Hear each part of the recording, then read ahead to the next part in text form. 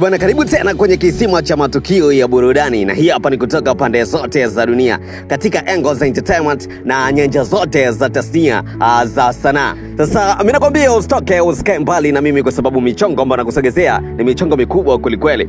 Bwana, ukiachana na mchongo ambao ulitikisa sana East Africa, mchongo ambao ulitikisa sana Tanzania wa Diamond Platnumz kuwa katika conflict fulani hivi na Willy Paul katika Furaha City Festival, moja katika vitu ambavyo viliwachanganya watu wengi sana. Watu wengi waliona kwamba Diamond Platnumz anaingia katika bifu nzito na Willy Paul. Sasa hii hapa inakwenda kusuluhishwa, na ni baada ya collab nzito kabisa kati ya Diamond Platnumz kutoka hapa nchini Tanzania pamoja na msanii BN kutoka pale Kenya.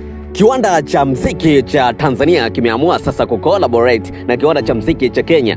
Moja katika wasanii kutoka pale Kenya ambao wanafanya vizuri sana, mwanamuziki BN. Tunaona performance yake, the way ambavyo anatoa ngoma zake ni hit, lakini pia zinasikika sana. Watu wengi wamekuwa na mapokezi mazuri sana katika ngoma zake mwanamuziki BN. Lakini pia ni moja katika wasanii ambao tulishuhudia uwezo wake katika usiku wa tuzo za Trace Awards, pale ambapo ilionekana kwa namna fulani hivi kwamba Mario alizingua katika kuperform ile show, then BN alikuja kufunika fulani hivi makosa ya msanii Mario kutoka hapa nchini Tanzania. So hii collaboration kati ya Diamond Platnumz pamoja na msanii BN kutoka pale Kenya imekuwa ni nzito sana. Sasa leo nataka nikwambie ni kitu gani ambacho kimehappen baada ya Diamond Platnumz kufanya collabo na BN, lakini pia imemaanisha nini ukiachana na ugomvi ambao upo kati ya Tanzania na Kenya katika issues za muziki, lakini pia hata siasa. Tunaona kuna mazingira fulani hivi, kuna vyombo havijakaa sawa kati ya Kenya na Tanzania. Sasa mimi nataka nikusogezee, usikae mbali na mimi. G2 One Time, G2 One TZ.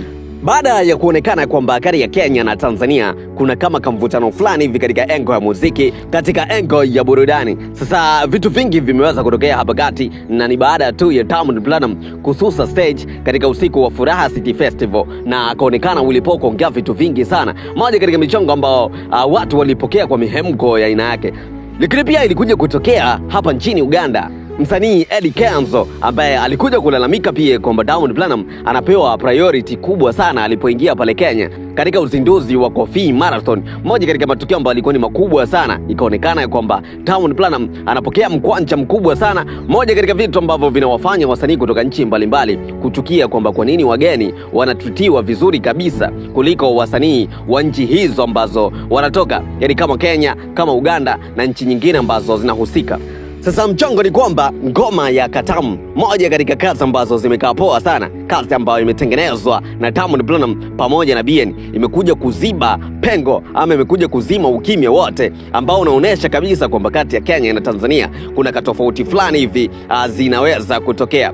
Tumeona juzi katika sherehe ya Juksi ambapo ilifanyika sherehe yake ya mwisho kabisa na mwanadada Priscilla. Tulimuona msanii kutoka pale Kenya Bahati ambaye alikuja kukutana na Diamond Platnumz akisema kwamba anamuombea msamaha rafiki yake ama ndugu yake kutoka Kenya, Willy Paul, kutokana na michongo ambayo ilitokea kipindi cha katikati kuonesha kwamba Willy Paul alikuwa anamtemea shiti sana Diamond Platnumz, moja katika wasanii ambao wanategemewa sana kutoka hapa East Africa, lakini pia wanaangaliwa kama kioo, the way ambavyo wasanii wanatakiwa kubehave. Sasa kupitia kolabo ya Diamond Platnumz pamoja na BN ambayo inahusika katika ngoma ya Katamu, ni moja katika ngoma ambazo zimekuja kuziba ukimya, zimekuja kutuliza watu ambao wanahisi ya kwamba kati ya hizi nchi mbili kuna tofauti fulani hivi ambayo inatokea. Sasa mimi nataka unipange hapo kwenye uwanja wa comment, unahisi kwenye hii ngoma kati ya Diamond Platnumz au BN ni nani ambaye ameweza kumkalisha mwenzie katika ngoma ya Katamu, moja katika ngoma ambazo najua mpaka sasa zinakuwa zimetembea sana. Kwa kipindi kifupi tu imeweza kugusa namba kubwa kabisa, ikionyesha maendeleo mazuri kabisa. Sasa mimi nataka nipange hapo kwenye uwanja wa comment. Mimi naitwa G2 One Time, G2 One TZ official Genius, na hii hapa ni G2 Media.